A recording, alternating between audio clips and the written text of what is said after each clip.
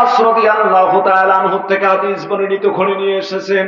তিনি বলেন যে রাসূল কারীম সাল্লাল্লাহু আলাইহি ওয়াসাল্লাম বর্ণনা করেছেন, দুজন শিশুর জন্ম হওয়ার পর পৃথিবীতে কথা বলেছেন ওই দিনে। একজন হলেন হযরতে ঈসা আলাইহিস সালাতু ওয়াস সালাম, ঈসা ইবনে মারইয়াম। আমার ভাইরা, ঈসা বিনতে মারইয়াম। আমার ভাইরা, আরেকজন হলো জুরাইজ, তার মানে জুরাইজ নামে এক আল্লাহর ওলি ছিলেন। এই আল্লাহর ওলির সাথে একটা বাচ্চার একটা ঘটনা ঘটে গিয়েছে। এই বাচ্চাটা জন্ম হওয়ার পর কথা বলেছেন। বিষয়টা ছিল এরকম, ইমাম বুখারী রহমাতুল্লাহ আলাইহি বলেন, এই জুরাইজ নামে আল্লাহর ওলি একটা বস্তির পাশে একটা ছোট্ট ঘর বানায় জীবন যাপন করতেছিলেন। আমার ভাইরা শুনে নেন, এরই ভিতরে লক্ষ্য করে তিনি দেখলেন ওখানে তিনি জীবন যাপন করেন, বিবাহ শাদীও করেন নাই, আল্লাহর ইবাদত বন্দেগীর ভিতরে লিপ্ত থাকেন জুরাইজ। মুসলমান ভাইদের আমার, ওই জুরাইজের পাশে আবার এক রাখাল বসবাস করতো। এই রাখালের ওখানে একজন নষ্ট মহিলা, চরিত্রহীন মহিলা মাঝে মাঝে রাখালের বাড়িতে আসতো, রাখালের সাথে তার সম্পর্ক ছিল। এবং ওই এলাকায় কয়েকটি চরিত্রহীন মহিলা ছিল, তার ভিতরে একটা মহিলা মাঝে মাঝে রাখালের কাছে যাইতো। হঠাৎ করে ইমাম বুখারী রাহমাতুল্লাহ আলাইহি বলেন, বিষয়টা হলো এরকম আমার ভাইরা, ওই জুরাইজ নামে আল্লাহর ওলি একদিন ইবাদতের ভিতরে লিপ্ত ছিলেন ঘরের ভিতরে। আর তার জননী মা এসে ডাক দিয়েছেন, বেটা জুরাইজ, আমি তোমার মা এসেছি, দরজা খুলে দাও, কথা আছে। এক এক করে মা তিনটা ডাক দিয়েছেন। জুরাইজ ইবাদতের ভিতরে লিপ্ত। জুরাইজ মনে মনে ভাবলো, আমি কি মাকে দরজা খুলে দেব না, ইবাদতটা কন্টিনিউ করে শেষ করে তারপর মাকে দরজা খুলে দেব। আমার ভাগিনা সেই ইবাদতের ভিতরে লিপ্ত থাকলো। এর ভিতরে মা জননী কষ্ট পেয়ে গিয়ে সাথে সাথে একটা বরদোয়া দিয়ে ফেললেন, বেটারে, আমি মা হয়ে তোমারে বরদোয়া দিয়ে দিলাম, তোমার সঙ্গে আল্লাহ রাব্বুল আলামিন মৃত্যুর আগে একটা পতিতা অর্থাৎ নষ্ট মহিলার সম্মুখীন আল্লাহ করবেন। তোমার ইজ্জত নিয়ে নষ্ট মহিলার সাথে তোমাকে মুখোমুখি হতে হবে, এমন বরদোয়া দিয়ে জননী মা চলে গিয়েছেন। ঠিক তার কিছুদিনের ভিতরে ওই যে রাখালের বাড়িতে যে মহিলা, নষ্ট মহিলাটা আসা যাওয়া করত, এই মহিলা আমার ভাইরা হঠাৎ করে, স্বামী নাই কিন্তু মহিলা একটা বাচ্চা প্রসব করে ফেললেন। স্বামী ছাড়া বাচ্চা হলে আপনারা বলুন তো এটা জারজ সন্তান কিনা? জোরে বলেন, এটা জারজ কিনা? সাথে সাথে বাদশার দরবারে সংবাদ চলে গেল। বাদশাহ ওই মহিলাকে বাচ্চা সহকারে নিয়ে গেলেন। যাওয়ার পর জিজ্ঞাসা করলেন, তোমাকে কে এই কাজটা করেছে, তোমার সঙ্গে কার সম্পর্ক, এই কাজটা তোমার কে করেছে? মহিলা সাথে সাথে জবাব দিয়ে ফেললো, ওই যে জুরাইজ নামে যে লোকটা আল্লাহর ওলি তোমরা মনে করো, ওই লোকটাই আমার সঙ্গে সর্বনাশ করেছে। বাদশা রাগান্বিত হয়ে বলল, যাও ওই দরবেশের ঘরটা সাথে সাথে সৈন্য পাঠাই দিল, ভেঙে দাও, তার হাতে পায়ে রশি লাগায়া আমার বাড়ির দিকে, আমার দরবারের দিকে নিয়ে আসো, কঠিন বিচার করা হবে। সৈন্য চলে গিয়ে আল্লাহর ওলির ঘরটা ভেঙে দিয়ে ফেললেন, ওনারে বেঁধে তারপর বাদশার দরবারে যখন নিয়ে আসতেছেন, নিয়ে আসার পথে একটা খারাপ মহিলা আর একটা সামনে আসলে আল্লাহর বান্দা জুরাইজ নামে আল্লাহর ওলি ওই মহিলাকে দেখার পর মুস্কি একটা হাসি দিয়েছে। সৈন্যরা খুব রাগান্বিত হয়ে গেলেন, সর্বনাশ, এই লোকটার আসলে চরিত্র খারাপ, কারণ হলো এই লোকটা তো একটা অঘটন ঘটায় দিয়েছে, আবার আর এক মহিলাকে দেখেও মুস্কি হাসে। আমার ভাইরা, হাসার কারণটা তো সাধারণ মানুষ বুঝতে পারবে না। আল্লাহর ওলি মনে মনে চিন্তা করতেছেন, আরে মা, তুমি এমন এক বরদোয়া করে আমার দরবার থেকে গিয়েছো, জোরে জোরে বরদোয়া করেছিলে, আমি তখন ইবাদতের ভিতরে লিপ্ত, আমার কানে এসেছিল, মা তুমি বলেছিলে যে মৃত্যুর আগে একটা খারাপ মহিলার সম্মুখীন হতে হবে, এখন বাদশার দরবারে আমাকে একটা খারাপ মহিলার সম্মুখীন হতে হচ্ছে। জোরে বলুন আল্লাহু আকবার। এই জন্য আল্লাহর ওলিরা বলেন, খেদমতে মা দরফি দর কুন সুবহশা আমতাকে বাসি দরদ আলম নেকোলাম, খেদমতে মা দরফি দর কুন ইখতিয়ার তাকে বাসি দরদ আলম বখতিয়ার। জোরে বলা যাবে কি আল্লাহু আকবার। বাইজিদ বোস্তামি আল্লাহর ওলি, ছোট্ট মানুষ ওলি হলে হলেন কিভাবে? জননী মা অসুস্থ, পানি পান করতে চেয়েছিলেন। পানি পাহাড়ি অঞ্চলে এখনো সব জায়গায় পানি পাবেন না। আমি মাঝে মাঝে কুড়িগ্রাম থেকে এসে আমার ভাইরা, আমার বন্ধুগণ, আমি ওই যে মাঝে মাঝে ওই নালিতাবাড়িতে এসে 17 মাসে খতিবের দায়িত্ব পালন করেছিলাম মধ্যবাজারের কেন্দ্রীয় জামে মসজিদে, এখন সেটা 5 তলা হয়েছে। আমার ভাইরা, আমি থাকাকালীন অবস্থায় সেটা হয়েছে। আমি মাঝে মাঝে যখন পাহাড়ি রাস্তা দিয়ে যাইতাম, ওনারা বলতেন, হুজুর এই জায়গাগুলি এক মৌসুম শুধু আবাদ হয়, তার মানে আমন বৃষ্টির সময়টা আবাদ হয়, অন্য সময় ফসল হয় না। কেন হয় না? কয় এখানে বোর্ডিং করে পানি তোলার মতো কোনো উপায় নাই। এখানে এই পরিমাণ পাথর, বোর্ডিং করে পানি, সেখানে সিজ থেকে পানি ওঠে না। এই জন্য আমাদের এলাকায়, পাহাড়ি এলাকাটা এক মৌসুম আবাদ হয়ে যায়। আমার ভাইরা, আপনারা যাবেন ওই বরিশাল, নোয়াখালী, চট্টগ্রাম, ভোলার ওই দিকে যাবেন, একটা টিবল যেগুলি পানি পান করা যায়, ওই টিবলের যেখানে পানি পান করা যাবে, ভালো পানি পাবেন, ওই টিবলটা সেখানে বোর্ডিং করতে গিয়ে সময় লাগে 15 দিন, 12 দিন, 10 দিন, অনেকগুলি লোক সহকারে 1500 ফিট, 1400 ফিট, 1200 ফিট নিচে দেওয়ার পর পানি পান করা লাগে। এর আগে পানি পান করতে পারবেন না, শুধু লবণ আর লবণ। আমার ভাইরা, আল্লাহ পাক আমাদেরকে কত ভালো রেখেছেন, 30 ফিট 40 ফিটের ভিতরে আমরা পানি পান করি। জোরে বলেন সুবহানাল্লাহ। কথায় কথা বেড়ে গেল, লম্বা হয়ে গেল কথা। সেই জামানায় হয়তো বাইজিদ বোস্তামির বাড়িতে টিবল ছিল না, জননী মা পানি পান করতে চেয়েছেন। আল্লাহর বান্দা ছোট্ট মানুষ পানি আনার জন্য দৌড়ে চলে গিয়েছেন, এসে দেখেন জননী মা ঘুমিয়ে পড়েছেন। আমার ভাইরা, পানির পাত্র নিয়ে সারা রাত দাঁড়িয়ে রয়েছেন। ঠিক সকাল হয়ে গেলে, ফজরের আজান যখন মুয়াজ্জিন দিয়ে ফেলল, আল্লাহর বান্দির ঘুম ভেঙে গিয়ে দেখেন তার সন্তান পানির গিলাস নিয়ে তার শিওরে দাঁড়িয়ে দাঁড়িয়ে রয়েছেন, আর শীতে এসে কাঁপতেছে। জোরে বলা যাবে কি সুবহানাল্লাহ? আমার ভাইরা, জননী মা চিন্তা করলেন যে পানি আমার জন্য নিয়ে দাঁড়িয়ে আছে। ডাক দিয়ে বললেন, বাজান তুমি কি ঘুমাও নাই? কেমনে ঘুমাবো মা, তুমি অসুস্থ মানুষ, পানি পান করতেছে। সুবহানাল্লাহ। অসুস্থ মানুষ পানি পান করতে চেয়েছো, আমি পানি নিয়ে এসে দেখি ঘুমিয়ে পড়েছো, কি করে ডাকবো? তুমি তো অসুস্থ, দাঁড়িয়ে আছি, কখন যেন ঘুম থেকে উঠে তোমার পানির প্রয়োজন। এই জন্য সারা রাত চলে গেল, জননী মা পানিটা পান করে হাত উঠানোর দরকার হয় নাই, অন্তর থেকে শুধুমাত্র সন্তানকে জড়িয়ে নিয়ে আল্লাহর কাছে বলেছেন, আমার আল্লাহ, আমার ছেলে আমার এত তাজিম সম্মান করতে পারে, আমি মা হয়ে দোয়া করে দিলাম, জামানার একজন শ্রেষ্ঠ সুলতান আরিসিন আউলিয়া বানায় দিয়ে। জোরে বলুন সুবহানাল্লাহ। মায়ের দোয়া কবুল হয়েছে, জোরে বলুন আল্লাহু আকবার। এই জোরাইজের জন্য মায়ের বরদোয়া কবুল হয়েছে। কথা কয় না? আজকে অনেক সন্তান বাবা মারে কষ্ট দেয়, মায়ের সঙ্গে ভালো ব্যবহার করে না, ভালো আচরণ করে না, বয়স হয়ে গেলে মাদেরকে পৃথক করে দেয়, 3 কথার সাথে একটা নতুন বিয়ে করে স্ত্রীকে নিয়ে ব্যস্ত হয়ে পড়ে। আমার ভাইরা, একটা মানুষ তো প্রকৃত মানুষ, সে একজন মানুষ তো প্রকৃত সে যে মাকেও দেখে, বাবাকেও দেখে, যার যে মর্যাদা, সেই মর্যাদায় স্ত্রীর জায়গায় স্ত্রীকে রাখে, মায়ের জায়গায় মাকে রাখে।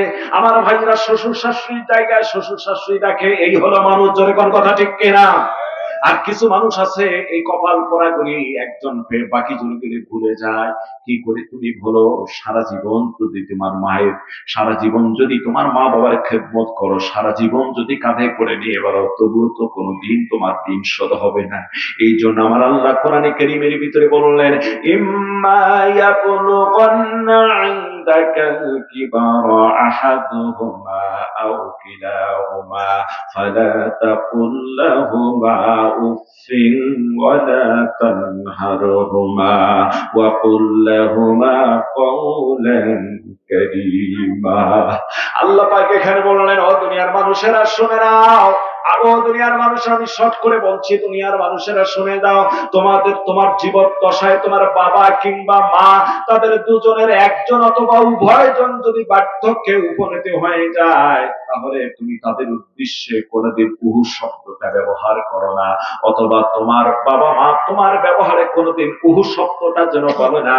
আমি 1 নাম্বার বলে দিলাম, খবরদার এমন কাজটা করো না, এটা হারাম করে দিলাম। উহু শব্দটা বাবা মায়ের জন্য ব্যবহার করবা না। না, তোমার আচরণেও যেন তোমার বাবা মা উ শব্দটা জবান থেকে না বের করে, জোরে বলুন আল্লাহু আকবার।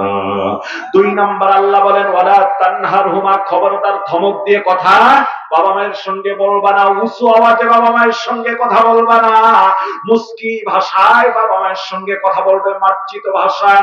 আল্লাহ বললেন সে কথাও 3 নাম্বার শিখিয়ে দিয়ে বললেন ওয়া কুল্লাহুমা কওলান কারীমা। বাবা মায়ের সঙ্গে যখন কথা বলবে মার্জিত ভাষায়, সুন্দর ভাষায় কথা বলবে। তোমার সুন্দর একটা কথায় যদি তোমার বাবা আর মা একটা মুস্কি হাসি দিয়ে ফেলে, এই হাসিটার দ্বারা আল্লাহ তোমার আমলনামায় একটা কবুল হজের সওয়াব দান করে দিবেন, জোরে বলুন সুবহানাল্লাহ। আমার ভাইরা, আল্লাহ পাক 4 নম্বরে বললেন দুনিয়ার মানুষেরা শুনে নাও, ওয়াকফিদ লাহুমা জানাহাজ যুল্লি মিনার রাহমা।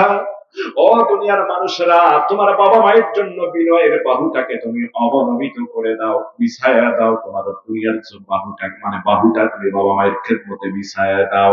আর 5 নম্বরে আল্লাহ পাক জানাই দিলেন তোমার বাবা মায়ের ভিতরে কারো ইন্তেকাল হয়ে গেলে অথবা উভয় যদি দুনিয়া থেকে চলে যায়, তাহলে তুমি বেশি বেশি করে দোয়া করবে, রব্বিরহামহুমা। সবাই বলুন আপনারা, রব্বিরহামহুমা কামা রব্বায়ানি সগীরা। আবার জোরে বলেন, রব্বিরহামহুমা কামা রব্বায়ানি সগীরা। বলবে হে আল্লাহ, তুমি আমার পিতা মাতার প্রতি অনুগ্রহ করো সেভাবে যেভাবে তারা শৈশবে আমাকে প্রতিপালিত করে, আমাকে অনুগ্রহ করে বড় করেছেন, জোরে বলুন সুবহানাল্লাহ।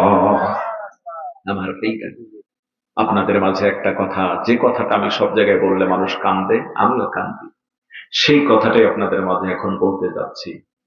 বলার পূর্ব মুহূর্তে আরেকটা মিসাল আপনাদের কাছে টান দিয়ে নিয়ে আসতেছি।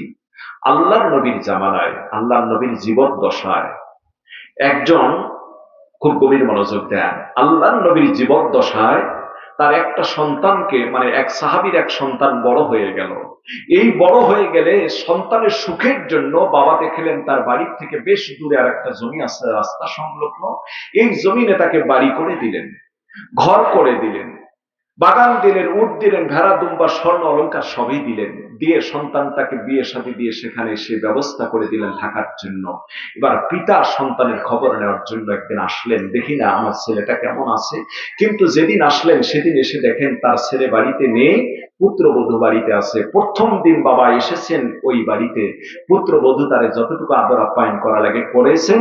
যাওয়ার সময় বাড়ির থেকে আল্লাহর বান্দা ওই বুড়া সাহাবিটা ছেলের বাড়ি থেকে একটা ছোট্ট জিনিস পকেটে করে নিয়ে গেছে। আচ্ছা বলুন তো, এই ছোট্ট জিনিস তার পছন্দ হয়েছে, নিয়ে গেছে, বৌমাকে হয়তো বলেনি।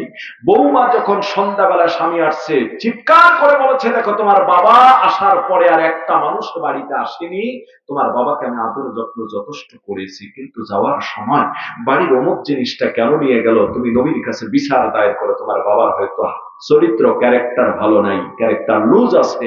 আমার ভাইরা অনেক ভাবে বুঝায় স্ত্রীকে প্রথম দিন সামলাইছে, নিয়ে গেছে তা কি হয়েছে, আমার বাবা আমাদের বিয়ে দিলেন, বাড়ি দিলেন, ঘর দিলেন, বাগান দিলেন, উট দিলেন, ভেড়া দিলেন, আমাদের মানুষ করলেন, সামান্য একটা জিনিস নিয়েছে তা কি হয়েছে, স্ত্রীকে বুঝায় কোনো মতো রাখলেন।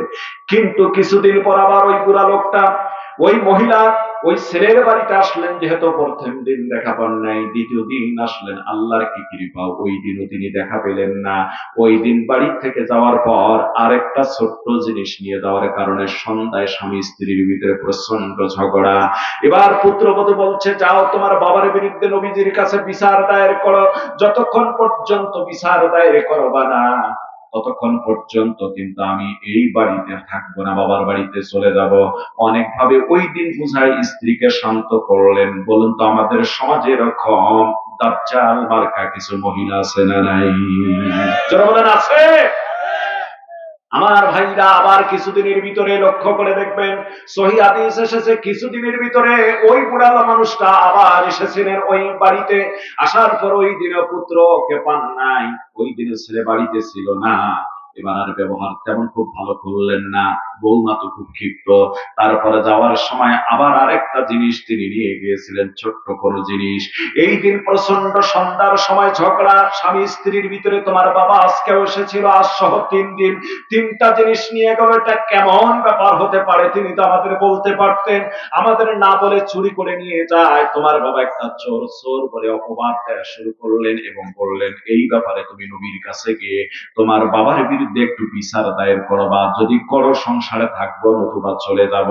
আমার ভাইরা, এই দাজ্জাল মার্কা মহিলার কারণে রাজি হয়ে গিয়ে এই সন্তানটা গিয়ে নবী সাল্লাল্লাহু আলাইহি সাল্লামের দরবারে উপস্থিত হয়ে গেলেন। যাওয়ার পর বললেন, ইয়া রাসূলুল্লাহ, হে হাবিবাল্লাহ, আমি একটা অভিযোগ নিয়ে আসছি, আপনি আমার অভিযোগটা গ্রহণ করুন। আল্লাহর নবী বললেন, বলো যুবক রে, কার বিরুদ্ধে তোমার অভিযোগ?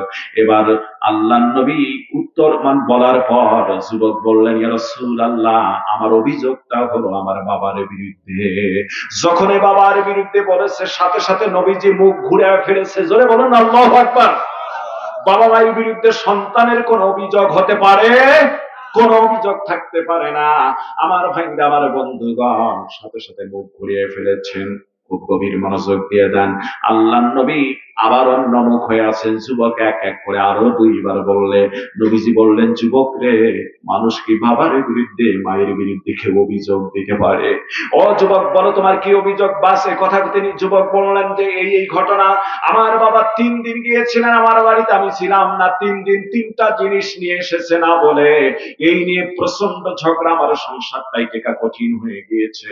আমার বাবা কেন এই কাজগুলি করে, আপনার কাছে বিচারে দিলাম, একটু ডাক দিয়ে আপনি নিয়ে আসুন। আল্লাহর নবী একজন সাহাবীকে পাঠিয়ে দিলেন, যাও ওই বুড়া মানুষটাকে একটু নিয়ে আসো আমার দরবারে। বুড়া মানুষটাকে খবর দেওয়া হলো, পিছে পিছে আসতেছে। আসার সময় বুড়া মানুষটা মনে মনে ভাবতেছে, কেমন নবীজি আমাদের ডাকলো জানি না, মনে হয় কোনো ভুল করেছি কিনা। বললেন, ভাই তুমি কি জানো নবী আমাকে কেন ডেকেছেন, এর কারণটা কি? সাথে সাথে বললেন যে, হ্যাঁ আমি জানি, আমি নবীর দরবারে উপস্থিত ছিলাম। তোমার ছেলে তোমার নবীর দরবারে এসে তোমার বিরুদ্ধে চুরির অপবাদ দিয়ে বিচার দায়ের করেছেন। চুরির অপবাদ দিয়েছে, তুমি নাকি 3 দিন 3টা জিনিস তোমার ছেলেরে না বলে তুমি নিয়ে এসেছো, তোমার পুত্রবধূকে না বলেও নিয়ে এসেছ। আমার ভাইরা এই জন্য বিচার দায়ের করেছেন। বুড়া মানুষটা আল্লাহকে ডাক দিয়ে বলছেন, আমার আল্লাহ, জমিনটা যদি ফেটে যাইত, এই জমিনের ভিতরে ঢুকে যাইতা। আল্লাহ গো, যে সন্তানকে ছোট্ট থেকে কষ্ট করে করে বড় করলাম, এই সন্তানের আজকে 3টা ছোট্ট জিনিস নিয়ে আসার কারণে নবীর দরবারে বিচার নিয়ে আসছে। এর চেয়ে আর দুঃখের কি বিষয় হতে পারে? জমিনে যদি গর্ত হতো, আমি যদি ঢুকে যেতাম গো আল্লাহ। চোখের পানি ছেড়ে দিয়ে কেঁদে কেঁদে যায়। আমার আল্লাহ জিবরিলকে ডাকতে বললেন, জিবরিল যাও, জলদি করে যাও, আমার নবীর দরবারে গিয়ে সালাম জানিয়ে দাও, আর এই বিচারটার ফয়সালা আমার পক্ষ থেকে জানিয়ে দাও। বুড়া মানুষটা কেঁদে কেঁদে আসতেছে। আল্লাহর নবী যদি এই বিচারের ফয়সালাটা দিয়ে দেয়, ওরে যুবক রে, তুমি তোমার বাবার বিরুদ্ধে বিচার দায়ের করেছো, আমার আল্লাহর ফয়সালা হলো, তোমার বাবা যদি তোমারে না বলে তোমার তামাম জিন্দেগির ইনকাম গুলি খরচ করে ফেলে, তবুও কোনোদিন তোমার বাবা দিন শোধ হবে না। জোরে বলা যাবে কি সুবহানাল্লাহ? বলুন আল্লাহু আকবার। বুড়া মানুষটা কেঁদে কেঁদে নবীজির দরবারে আসছেন, পিছে পিছে কাঁদতেছিলেন। তো কাঁদলে কিন্তু মানুষকে বোঝা যায় যে সে কান্না করেছে। কথা বলে দেখো ঠিক কিনা? যখন কেঁদে কেঁদে চলে আসছে, নবীজি চোখের দিকে তাকাচ্ছেন, সুবহানাল্লাহ বলে। নবীজি নিজেই অশ্রু ছেড়ে দিয়ে কাঁদতেছেন আর বলতেছেন, যুবক, বাবার বিরুদ্ধে কেউ কি কোনোদিন অভিযোগ দায়ের করে? যুবকের মায়ের বিরুদ্ধে কেউ কি কোনোদিন অভিযোগ দায়ের করে? ও যুবক, এই বিচারের ফয়সালা আমার আল্লাহ দিয়েছেন। তোমার বাবা যদি তোমার না বলে তোমার তামাম জিন্দেগির ইনকাম গুলি খরচ করে ফেলে, তবুও কোনোদিন তোমার বাবার ঋণ শোধ হবে না। জোরে বলুন না সুবহানাল্লাহ। আজকে আফসোসের বিষয়, এমন সন্তান পিতামাতাকে দেখে না, বৃদ্ধাশ্রমে আজকে পিতামাতাকে রেখে আসে। জোরে কোনো কথা ঠিক কিনা? সন্তান পৃথক খায়, বাবা মারে ভালো করে দেখে না। বুড়া হয়ে গেছে, এখন ঔষধের দরকার, এখন তার একটু ট্রিটমেন্টের দরকার, এখন তার পাশে থাকানোর একটু দরকার, এখন একটু ভালো মন্দ খাওয়ানোর দরকার, এখন সে অনেক সমস্যা, অথচ সেই সন্তান তাকে দেখে না। কথা বলেন। এই জন্য একজন কবি বলেছেন, সন্তান যখন পিতামাতার যখন বুড়া হয়ে যায়, তখন সন্তানের কাছে কিছু আশা থাকে। এই আশাগুলি যখন